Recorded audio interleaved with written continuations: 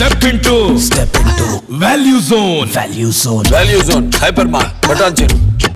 నమస్తే రమగారు. నమస్తే జయ. రమగారు ఏదైనా సిరీస్ స్టార్ట్ చేద్దామా? చిన్నది ఒక 2-3 ఎపిసోడ్స్ అట్లా ఉండేలాగా. అరేబియన్ నైట్స్లోది నాగరాణి ఎమ్లిక. నాగరాణి ఎమ్లిక అమ్మాయి పేరే ఎమ్లిక. ఓకే. ఒక నాగుల రాణి ఆవిడున్న ఒక కథ అనమాట. ఓకే. ఇందులో మన కథా చరిత్సాగరంలో లాగా కథలో కథ వస్తాయి. కథ లోపల కథ చెప్పకుండా ఎమ్లిక కథ ఒకటి చెప్దాం. ఆ లోపల కథలు ఇంకోసారి చెప్పుకుందాం. తప్పకుండాను. పూర్వం అంట ఈ గ్రీకు నగరంలో గ్రీకు దేశంలో ఒక మహాజ్ఞాని ఒక ఆయన ఉండేవాడు. ఆయన దగ్గర ఎన్నో వేల పుస్తకాలు ఉండేవి. ఎన్నో వేల విషయాలు ప్రపంచం నుంచి సంగ్రహించి రాసేవాడు. మహాజ్ఞాని ఆయన. సంతానం కలగల. ఆయనకి చాలా దిగులుగా ఉండేది. నా తర్వాత ఈ పుస్తకాలన్నీ ఎవరు చూస్తారు? ఎవరికి జ్ఞానాన్నంతా నేను ఇవ్వగలుగుతాను? అట్లా ఆలోచించుకుంటూ ఉండేవాడు. అయితే ఏమైంది, భగవంతుడిని విపరీతంగా ప్రార్థన చేసేట. సంతానం సంతానం సంతానం సంతానం అని. సరే, ఆయన యొక్క ప్రార్థనని మన్నించి ఈయనకి కడు వృద్ధాప్యపు వయసులో ఒక సంతానాన్ని అనుగ్రహించాడు భగవంతుడు. ఈయన భార్య గర్భవతి అయింది. అయితే ఆవిడ గర్భవతి అయ్యాక ఈయనకు అనిపించింది, నా కొడుకు ఇదంతా చదువుతాడో లేదో, రేపొద్దున తరం మారితే ఇంతంత చదువులు ఉండకపోవచ్చు. అందుకని దానంతా కుదించి 5 పుస్తకాలు చేసేట. 100,000 పుస్తకాలని 5 పుస్తకాలు చేశాడు. 5 పుస్తకాలు చేశాక ఈ 5 పుస్తకాలకైనా వాడికి అక్కడికి వస్తాయో రావో అని ఇంకా ఆలోచించి 5 పేజీలు రాసేట. ఇంకా కొన్ని రోజులు ఆ గర్భంలో పిల్లవాడు ఉండగానే, పిల్లవాడని తెలుసా? అంటే సంతానాన్ని అడిగాడు భగవంతుడు. లేట్ వయసులో ఇచ్చాడు, మరి కొడుకు అనుకుంటున్నారు. ఓకే. ఆలోచించి ఏం చేశాడు, ఈ 5 పేజీలలో రాశాడు కదా, ఆ 5 పేజీలు కూడా చింపాతలు పారేసి ఒక చిన్న కాగితం మీద రాశాడు. రాసి భార్యకి ఇచ్చాడు. నేను బతుకుంటానన్న నమ్మకం లేదు. భగవంతుడు మనకు అనుగ్రహించిన కుమారుడి మొహం కూడా నేను చూడలేకపోతాను. ఆ లోపలే నా ఆయువు తీరిపోతుంది. ఆయన మహాజ్ఞాని కదా, ఆయనకి తెలిసిపోయింది తన ప్రాణం పోతుంది అని.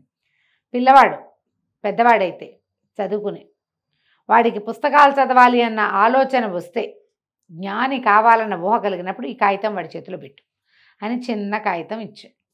కొద్ది కాలానికి ఆయన చనిపోయాడు. ఓకే. ఆవిడ ప్రసవించకముందే ఆయన పోయాడు. అబ్బో, మొత్తం దేశం అంతా గోళ్ళను వెలిపించింది. ఇంత మహాజ్ఞానిని పోగొట్టుకున్నామో అని 7 రోజుల పాటు అవిశ్రాంతంగా ఏడిచారట జనం. బోళ్ళంతా కాదు, అశ్రుతర్పణం విడిచారు ఆయన కోసం 7 రోజుల పాటు. ఈవిడ పాపం చాలా దుఃఖించి కడుపులో ఉన్న పిల్లవాడి కోసం అట బతుకుంది. కొన్నాళ్ళకి ఈవిడికి డెలివరీ అయింది. పిల్లడు చక్కటి అందమైన పండు లాంటి పిల్లవాడు పుట్టాడు. హాసిబ్ అని పేరు పెట్టమన్నారు. మహాజ్ఞానం ఉండగానే చెప్పాడు. హాసిబ్ అని పేరు పెట్టింది. ఈ పిల్లాడికి జాతకం చూపించింది జ్యోతిష్కుల్ని పిలిచి. వాళ్ళంతా చూసి ఏమన్నారంటే, ఈ అబ్బాయికి యుక్త వయసులో ఒక గండం గడుస్తుంది, ఒక గండం ఉంది. అది కనుక గడిచితే వీడు అద్భుతంగా సంపాదిస్తాడు, అద్భుతమైన జ్ఞానం అవుతాడు. అంతవరకు ఏం లేదండి అన్నారు. వాడు హాయిగా తిప్పకాయ తిరిగినట్టు తిరిగేవాడు. చదువులో చేర్చింది. వాడికి ఒక్క అక్షరం ముక్క రాల. చదవటం మీద ఆసక్తే లేదు వాడికి. ఎంతసేపు వాడికి తిరుగుదామని ఉండేది. ఏం చేస్తారు, అట్లాగే 15-20 ఏళ్ళు వచ్చేసి తిరిగేవాడు, ఆడుకునేవాడు, ఇటు తిరగటం. ఎవరైనా అక్కడికి వెళ్తున్నాడు అక్కడ వాళ్ళ వెనకాల పడిపోయేవాడు. తిరగడం తప్పిస్తే ఇంకేమీ లేదు. ₹1 సంపాదన లేదు, చదువు సంధ్య లేవు. అయితే ఏమైంది, అందరూ అన్నారు పెళ్లి చేస్తే బుద్ధి వస్తుంది. మేము కూడా అలాగే చిన్నప్పుడు మా ఇంట్లో ఒకడు ఉండేవాడు, పిచ్చల్లరి చేసేవాడు. 3వ ఏడు వస్తే అల్లరి తగ్గుతుంది అనుకునేవాళ్ళం. 5వ ఏడు వస్తే అల్లరి తగ్గుతుంది అనేది మా అమ్మ. అక్కడి నుంచి వాడు 10 ఏళ్ళు వస్తే బుద్ధి రాదుటే వీడికి అనేవాళ్ళు. 10 ఏళ్ళు వచ్చినా 20 ఏళ్ళు వచ్చినా వాడు అల్లరి ధోరణి ఇప్పటికీ వాళ్ళ 50 వస్తున్నాయి కానీ వాళ్ళ ధోరణి వాడు అల్లరి పోదు. అట్లాగే చెప్పుకుంటూ ఉండేవాళ్ళం. అందరి ఇళ్లలోనూ అలా ఒకడు ఉంటాడు, ఒక అల్లరి పిల్లవాడు, ఒక అల్లరి వాళ్ళు, ఒక చెప్పిన మాట వినని వాళ్ళు. పెద్ద అయితే బుద్ధి వస్తుంది, వీడిని కూడా అలాగే పెళ్ళి అయితే బుద్ధి వస్తుంది అనుకున్నారు.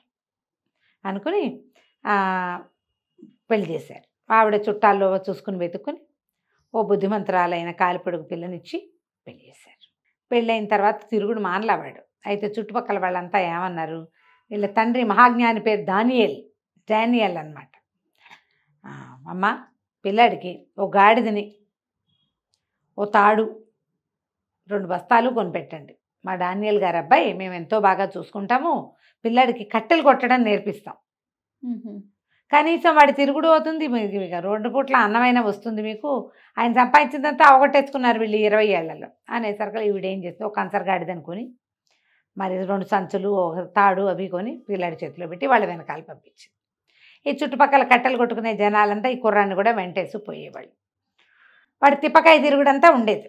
ఇక్కడ హాయిగా ఎక్కడికో పోవటం కదా, అక్కడి నుంచి వాళ్ళు కట్టెలు ఎట్టా కొట్టాలి, తర్వాత పట్టిన కట్టెలు ఎట్టా కట్టాలి, సంచులతో ఎట్లా కవర్ చేసి ఎట్లా గాడిద మీద వెళ్ళడేయాలి నేర్పించారు. ఓ 3-4 రోజుల్లో నేర్చుకున్నాడు. ఇక రోజు వీళ్ళతో పాటు పోయి కట్టెలు కొట్టడం తెచ్చుకునేవాడు. ఏదో భోజనానికి గడిచిపోయి కట్టెలు వచ్చేవి, అదేలేండి, డబ్బులు వచ్చేవి, వీడికి తిరగాలి కదా, అదెక్కాలి ఇదెక్కాలి తిరగాలి, ఆ తిరుగుడు అంతా సాటిస్ఫై అయిపోయాడు. కొన్ని రోజులు ఇట్లా గడిచినాయి. ఒకనాడు ఏమైందట, కొంచెం వానగానే ఉంది, వర్షంగా కొద్దిగా వానగా ఉన్నప్పుడు కట్టెలు బాగా అమ్ముడవుతాయి. తర్వాత 2-3 రోజులు వాన పడింది అనుకో, జనాలు ఎవరు ఇళ్లలో నుంచి వెళ్ళరు, ఇంట్లోనే కూర్చుంటే మంట వేసుకోవడానికి కట్టెలు కావాలి, వంటలు ఎక్కువ తింటారు, ఇంట్లో ఉంటే ఎక్కువ తింటాం కదా, బయటికి వెళ్ళిపోతే ఏముంది ఏదో ఇంత వండుకు పట్టుకెళ్ళిపోతారు, ఇంట్లో ఉంటే తిండి. దాంతో వీళ్ళు ఏమనుకున్నారు, ఈ కట్టెలు కొట్టేవాళ్ళు, పదరా బాబు పోదాము, కొంచెం ఇంకా ఇలాగా కొద్దిగా జల్లుగా ఉండగానే వెళ్ళిపోతే 4-5 బస్తాలు తెచ్చుకున్నామంటే శుభ్రంగా అమ్ముకోవడానికి ఉంటుంది, మనకి తిండి ఉంటుందని చెప్పారు. వెళ్తే ఏమైంది, పైకి వెళ్ళాక అదొక కొండ, అలా వెళ్తుంటే వాన పెరిగిపోయింది. వీళ్ళు కట్టెలు కొట్టేసుకున్నారు, తలా ఒక 4 బస్తాలు గుర్రాల గడిదల మీద వేసుకున్నారు. ఇక ఒక దశలో ఎలాంటి వాన వచ్చిందంటే రోజువారీ దారి మర్చిపోయి ఏదో ఒక పక్కకి వెళ్ళిపోయారు. అయ్యో, వెళ్ళిపోతే వీళ్ళు ఏమనుకున్నారు, అక్కడ ఏదో గుహ అంటుంది, అందులో ఒకళ్ళిద్దరికి ఆ దారి తెలుసు, అది అవతల ఊరికి వెళ్ళే దారి, ఇక్కడ గుహ ఉంది, గుహలో తలదాచుకుందాం, అంతగా అయితే తెల్లారేదాకా ఉందాము, పొద్దున ఏవో రొట్లు గిట్లు తెచ్చుకుంటారు, అందరి దగ్గర 2-3 మిగులుతాయి, సాయంత్రం వెళ్ళేటప్పుడు కొరుకు తినేందుకు ఉన్నవేవో ఉంటాయి, రాత్రికి వెచ్చగా పడుకున్నామంటే తెల్లవారి వాన దగ్గరికి వెళ్ళిపోదాం, చీకటి పడిపోతుంది అనుకుని బాగా చీకటి మాటున ఆ గుహలోకి వెళ్ళారు. గుహలోకి వెళ్తే అందరూ అప్పటిదాకా తడిసిపోయి ఇదైపోయి ఉన్నారు, అందరూ పై బట్టలన్నీ తీసి ఆరేసుకున్నారు. మరి అందరిలోకి కుర్రాడు కదా ఈ డానియల్, మన హాసిబ్, ఒరే చితుకులు కొట్టరా అబ్బాయి, చిన్నవి కొడితే ఇక్కడ మంట వేసుకుందామన్నారు. ఏదో చిన్న మంట వెలిగించారు. ఇది కుర్రాడు ఏం చేస్తున్నాడు, చితుకులు కొట్టడం మొదలుపెట్టాడు. కొడితే తమాషా సౌండ్ వచ్చింది. నేల మీదకి గొడ్డలు పడ్డప్పుడు నేల మీద పడ్డ సౌండ్ వేరు, బోల్ శబ్దం వేరు కదా, దీని కింద ఏదో ఉందనుకున్నారు. అంతా మట్టి అంతా జరిపి చూశారు, మంట ఆ చితుకులన్నీ వేసి మంట పెద్దది చేసి ఆ మంట వెలుగులో చూస్తే అక్కడ ఒక రాతి తలుపు లాంటిది, ఆ తలుపు ఉండేసరికల్లా బోలు శబ్దం వస్తుంది అనమాట. వీళ్ళు ఏం చేశారు, ఆ మంట అంతా పెద్దది చేసి ఈ ఉన్న వాళ్ళలో ఒకటి దగ్గర గుణపము పార అవి ఉన్నాయి, ఆ గుణపాన్ని దానికి పోటెత్తిచ్చి పైకి లేవదీస్తే లోపలికి చూస్తే కాగడాలు పెట్టి చూస్తే అదొక భూగృహంలాగా ఉంది. కింద ఏమిటో జాడీలు ఉన్నాయి, పెద్ద పెద్ద జాడీలు కనపడుతున్నాయి. ఆశ్చర్యపోయారు, అయ్య బాబోయ్ ఏదో నిధిరోయ్, వీడు భలే దొరికాడు, భలే ఉంది, ఆసిబ్కి బాగా దొరికింది అని చెప్పి, ఒరే నువ్వే అందరిలోకి చిన్నపిల్లాడివిరా, దిగు నువ్వని తాడేసి బండి దించారు. బాగా లోతుగా ఉన్నాయి, అంత లోతు దించితే ఒక 60 పీపాల దాకా ఉన్నాయి, 40 నుంచి 60 దాకా ఉన్నాయి. అందులో ఏముందో ఎట్లా తెలుస్తుంది, వీడేం చేశాడు, కిందకి దిగిన వాడు గొడ్డలు ఉంది వీడి దగ్గర, ఒక దాని పగలగొడితే తీరా చూస్తే తేనె ఉంది, అందులో తేనె.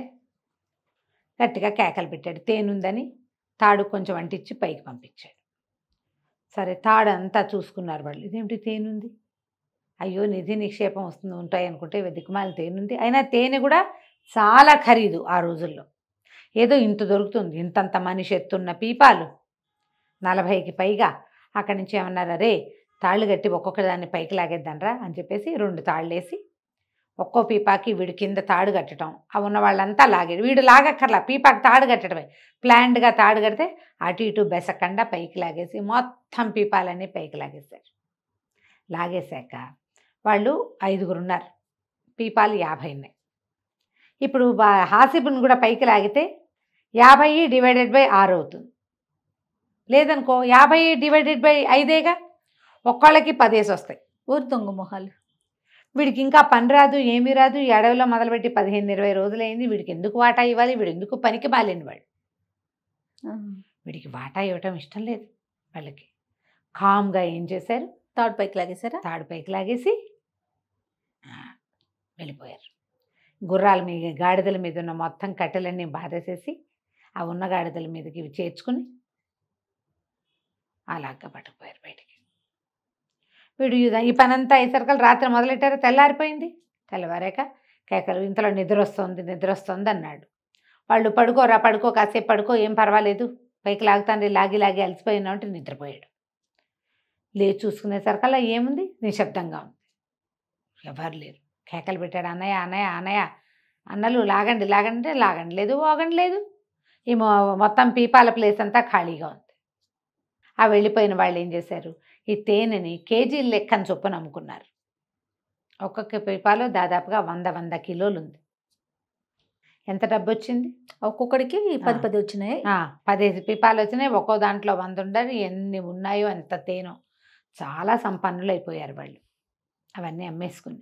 అయితే మా కొడుకు ఏడి అని అడిగితే, మేము దారి తెప్పాం, ఓ తోడేలు మీ కొడుకుని మెడేసేసుకుని తీసుకుపోయింది, మాకు ఇదిగో వాడి చొక్కా ఒకటి దొరికింది. వాడు కిందకి దిగేటప్పుడు చొక్కా పడేశాడు అక్కడ. ఆ చొక్కా దొరికింది, కొన్ని ఎముకలు దొరికినాయని దారిలో దొరికిన జంతువు ఎముకలు ఏవో పట్టుకొచ్చి చూపించాడు. తల్లి బయళ్ళము తెల్ల బోది బొమ్మని ఏడ్చారు. ఏం చేస్తారు, వాళ్ళ బతుకు వాళ్ళు బతకాల్సిందేగా. ఏదో చిన్న కూలి పని చేసుకుంటూ బతకటం మొదలుపెట్టారు వాళ్ళు. ఈ వీడేమో ఇక్కడ ఉండిపోయాడు. ఉన్నాడు. ఉన్నవాడు ఏం చేశాడు, వీడు వెతికాడు, ఏమీ లేదు అక్కడ. అదొక పెద్ద గుహలాగా, దీనిలాగా ఉంది, గదిలాగా. సరే ఇంకా పిలిచి పిలిచి పిలిచి ఎవ్వరు రారని అర్థమైపోయింది. అయితే ఏమైంది, ఒక మూల నుంచి ఒక మండ్రగుబ్బ వచ్చింది. మండ్రగబ్బలు అంటారు, తేలులో పెద్ద వెరైటీ మండ్రగబ్బ అంటారు దాన్ని. మహావిషం అది. ఆ మండ్రగబ్బ పాక్కుంటూ వచ్చింది. అప్పుడు వాడు చూశాడు, ఒక నెరలో నుంచి వస్తుంది. అది ఎక్కడి నుంచి వస్తుంది, గోడకు ఒక హోల్ ఉంది. ఆ హోల్లో నుంచి బయటకు వచ్చింది. సరే అతన్ని వీడి దగ్గర గొడ్డలు ఉంది కదా, గొడ్డలతో చంపేశాడు. చంపాక వాడికి అనిపించింది, ఇది ఎటా వచ్చింది, ఇక్కడ పుట్టింది కాదు, ఇదంతా నున్నటి గోడలు, ఒక పగుల్లో నుంచి వచ్చింది, అంటే బయటికి పగులు ఉందన్నమాట అని చెప్పి ఏం చేశాడు, ఈ గొడ్డలు పెట్టి కొట్టో కొట్టో కొట్టో కొట్టో అని బాగా కొట్టాడు. కొట్టేసరికల్లా మొత్తం అంటే వేరే ఇచ్చిపోయింది. అదే అవతలకి దారి కనపడుతుంది. సరే అటు నడవడం మొదలుపెట్టాడు. నడవగా నడవగా నడవగా నడవగా ఒక వెండి వాకిలి కనపడింది. వెండిది పెద్ద తలుపుని తోసాడు. తోస్తే తలుపు తెరుచుకుంది. అక్కడి నుంచి ఇంకా నడకుంది లోపలికి. తర్వాత ఒక బంగారు వాకిలి కనిపించింది. ఆ బంగారు వాకిలి కూడా తెరిచాడు. లోపల చూస్తే పెద్ద తోట. అది ఎంత విచిత్రంగా ఉందంటే, పెద్ద సింహాసనం ఒకటి కనపడుతుంది పైన గట్టు మీద. దాని చుట్టూతా దాదాపుగా ఒక 12,000 చిన్న చిన్న పీటలు ఉన్నాయి. లెక్క పెట్టాడు. వరుసకి ఎన్ని ఉన్నాయి లెక్కపెట్టి, ఇన్ని వరుసలు ఉన్నాయి లెక్కపెట్టి, ఎన్ని పీటలో 12,000 ఉన్నాయి. అక్కడి నుంచి ఓ పక్కన చక్కగా ఇట్లా నీళ్ళ చెరువు లాంటిది ఒకటి, ఏమంటారు మన అది, సరోవరం లాంటిది. ఇవన్నీ కూడా ఆసనాలన్నీ పచ్చలతో, ముత్యాలతో, పగడాలతో అట్లా చేయబడి ఉన్నాయి. పచ్చలంటే ఆకుపచ్చలు, ఎమరాల్డ్స్. ఆ సింహాసనం మరీ అందంగా ఉంది. వీడికి అర్థం కాలేదు, ఏమిటి ఇదంతా. పోయి సింహాసనం మీద కూర్చున్నాడు.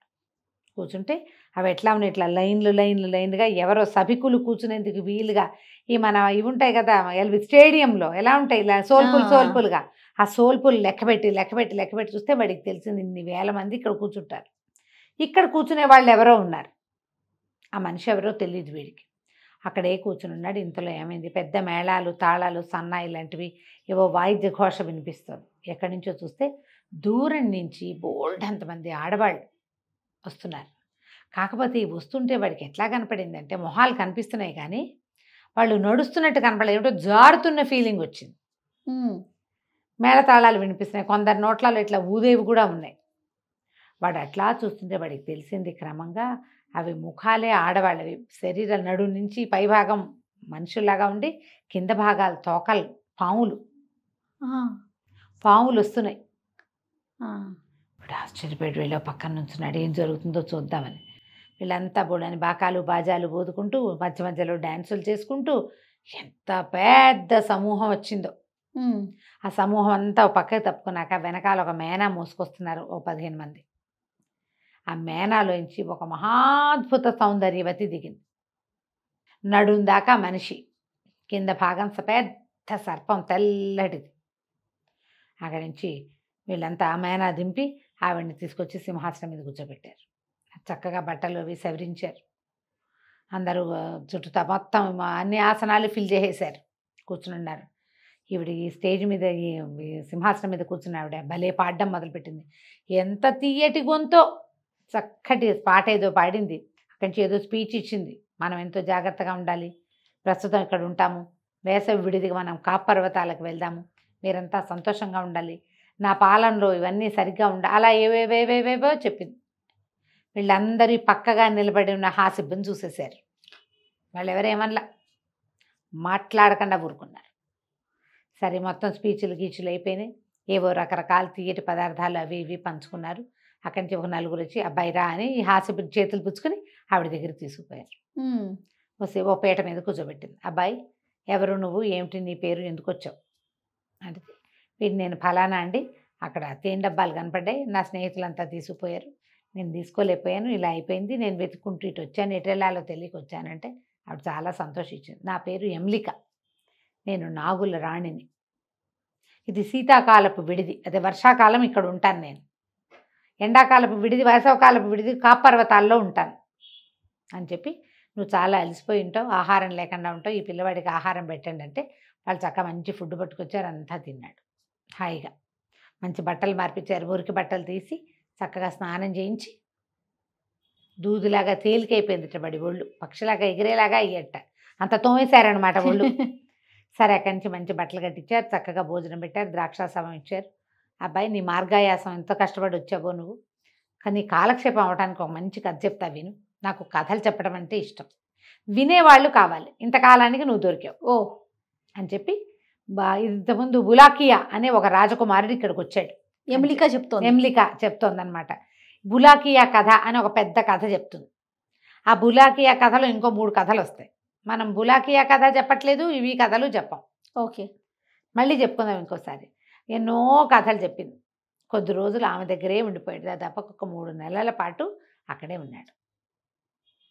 ఎన్ని రకాల కథలో విన్నాడు, ఆవిడతో కలిసి హాయిగా ఉన్నాడు. అయితే ఈవిడేమంది, ఒకరోజు చెప్పింది, నువ్వు ఎంత చక్కగా కథ వింటావు, ఎంతో శ్రద్ధాళువి, చక్కగా గుడ్ కంపెనీ ఇస్తావు నువ్వు, మరి మేము కాప్ పర్వతాలకు వెళ్తాం, నువ్వు నాతో పాటు రా, నాతోటే ఉండిపోదు కానీ నేను కాప్ పర్వతాలకు వెళ్ళాక ఈ పాము శరీరం మార్చుకొని మంచి శరీరంలోకి మారుతాను, వర్షాకాలం ఇలా ఉంటా, నువ్వు నన్ను పెళ్లి కూడా చేసుకోవచ్చు, నాతో ఉండొచ్చు అని అడిగింది. అడిగితే వీడికి పెళ్ళం మీద అమ్మ మీద పోయింది మనసు. తీయడి పదార్థాలు తినగా తినగా తినగా తినగా వాడికి వేయించిన చేపలు, ఉడకబెట్టిన గుడ్లు, ఫ్రై చేసిన మాంసం అలాంటివి గుర్తొస్తున్నాయి. ఇక్కడ అలాంటివి దొరకవు, ఇది ఇంకేదో అనోఖా ఫుడ్. అమ్మ పెళ్ళాము గుర్తొచ్చేస్తున్నారు. ఇతను బాగా బతిమలాడాడు ఆమెను.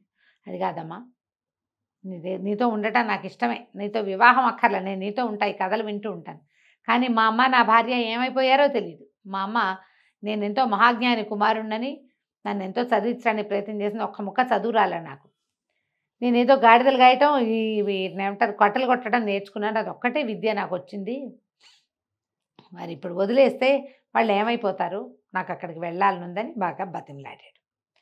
బతిమలాడేసరికల్లా సరే ఆవిడ ఏం చేసింది, సరే నువ్వు వెళ్ళిపోతానంటే నేనేం చేస్తాను చెప్పు, నేను అలాగే వెళ్దుగానని ఒక సైనికురాలిని, ఒక సేనాపతిని తోడిచ్చి పంపించింది. ఇందులోంచి బయటపడి ఒక పాడుపడ్డ భవనంలో తేలాడు. ఆ భవనంలోంచి బయటకు వచ్చి తన ఊరు ప్రయాణం అయ్యాడు. ప్రయాణం అయ్యాక ఈ ఎమ్లిక వల్ల ఇతనికి ఏం జరిగిందో మనం వచ్చే భాగంలో తెలుసుకుందాం. ఓ తప్పకుండా అండి, చాలా బాగుంది రమ్మగారు, భలే ఇంట్రెస్టింగ్గా ఉంది. బులాకియా కథ అవి కూడా ఇంట్రెస్టింగ్గానే ఉంటాయి, ఇంకోసారి చెప్తా తప్పకుండా. నమస్తే.